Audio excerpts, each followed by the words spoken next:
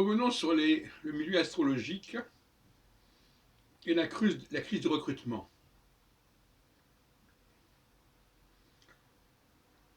Il y a 50 ans, il y avait une autre qualité du débat astrologique. Il y avait des gens qui n'étaient pas d'accord, qui proposaient d'autres formules, d'autres modèles. Et ils s'affrontaient, en tout cas ils coexistaient au sein notamment du Centre international d'astrologie au cours des années 50-60. C'est dans ce milieu-là que je suis venu à l'astrologie. Je crois que la première fois que j'ai mis les pieds dans une réunion astrologique, c'était à la fin des années 67. C'était en 67. À l'automne 67, probablement. Au retour d'Israël. Je ne sais pas pourquoi j'avais entendu parler de ça et je venais d'apprendre l'astrologie depuis quelques mois, peut-être un an, même pas. Et j'ai trouvé ça très excitant parce qu'il y avait des recherches à faire. Il y avait des questions qui étaient posées, il y avait des problématiques à résoudre.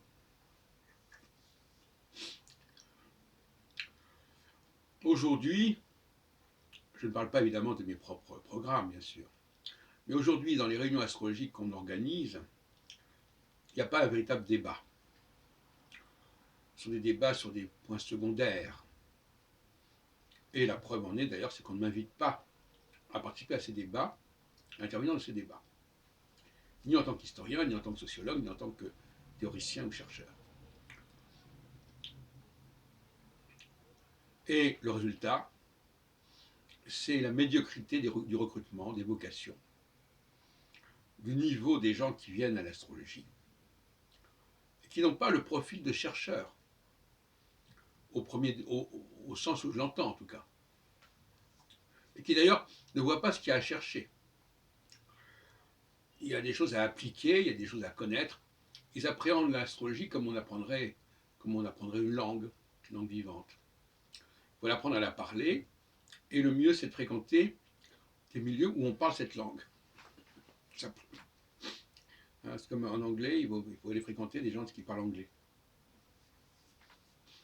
Donc on s'habitue à une certaine façon de parler, à la façon de lire les textes, c'est-à-dire les cartes du ciel notamment.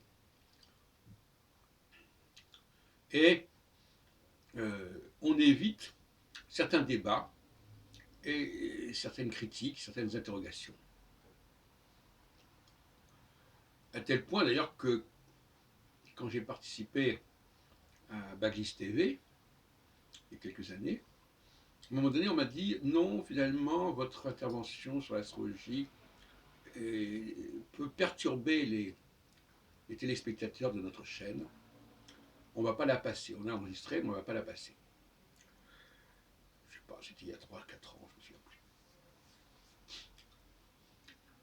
plus. On ne va passer que des gens qui sont d'accord sur l'essentiel, qui ne posent pas des questions insidieuses, qui ne remettent pas en question les bases de l'astrologie, etc., etc. Voilà. Et le résultat, effectivement, c'est la médiocrité du niveau des gens qui viennent à l'astrologie. Et c'est une sorte de cercle vicieux, parce que finalement, en effet, le niveau étant si bas, il ne pourrait pas saisir des problématiques plus complexes. Et justement, ce qui s'est passé à partir des années 90, c'est qu'on a mis fin, globalement, à partir des années 95, je crois 95. 95 a été un tournant. C'est là d'ailleurs que j'ai arrêté d'organiser des congrès d'astrologie. Après, j'en ai fait encore quelques-uns, en 2000, et puis en 2004, etc. Mais la dynamique des congrès s'est arrêtée à peu près en 95, au bout de 20 ans d'existence du mouvement astrologique. Et beaucoup de congrès avaient d'ailleurs lieu en province et pas spécialement à Paris. Il y en a eu d'autres que j'ai organisés quand même à Nantes et surtout à Rennes en 2012, 2013, etc. Donc, globalement, tout ça a été filmé, etc. C'est intéressant.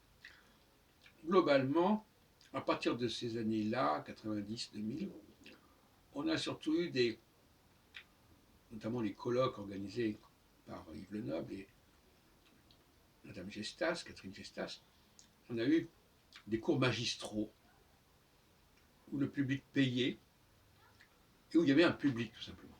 Un public de gens qui voulaient apprendre l'astrologie.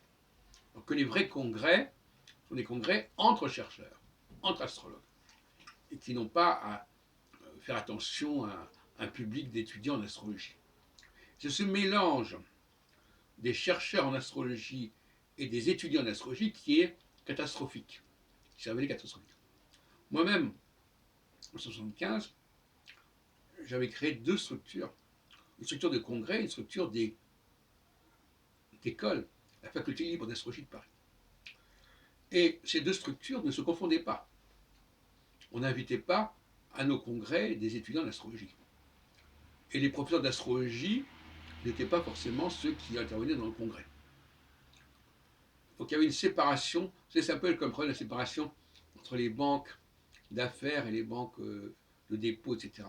Il y avait une séparation très nette entre les activités de congrès, qui étaient ponctuelles, qui avaient lieu 2 ou 3 fois par an, les activités d'enseignement qui étaient quotidiennes, enfin qui étaient hebdomadaires.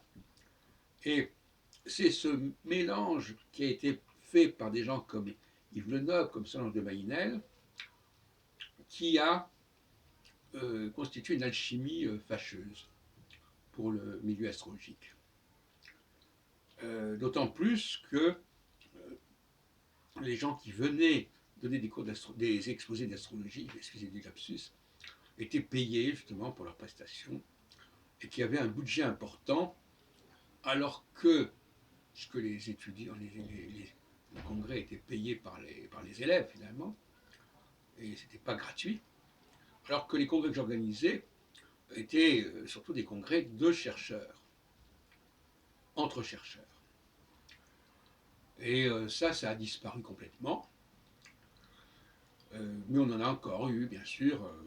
Je répète, pour prendre la dernière décennie, en 86 à Amiens, 87 à Paris, 88 à Paris aussi, à 89 aussi, 90 à Paris et Rouen, 91 à Montluçon, 92 à Angoulême, 93 à Dijon, 94 à Tel Aviv, 95 à Paris.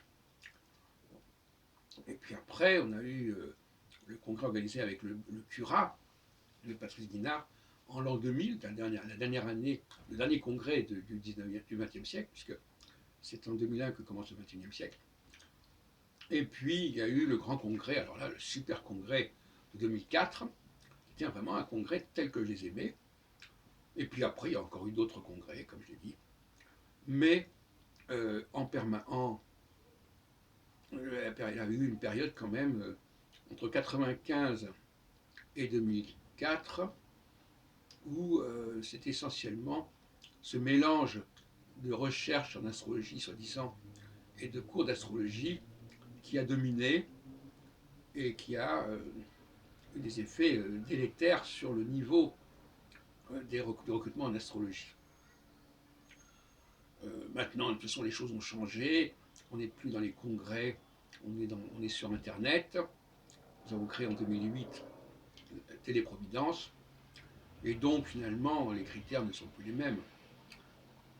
Une sorte de revue astrologique papier n'a plus beaucoup de sens. Le processus de colloque n'a plus tout à fait non plus le même sens.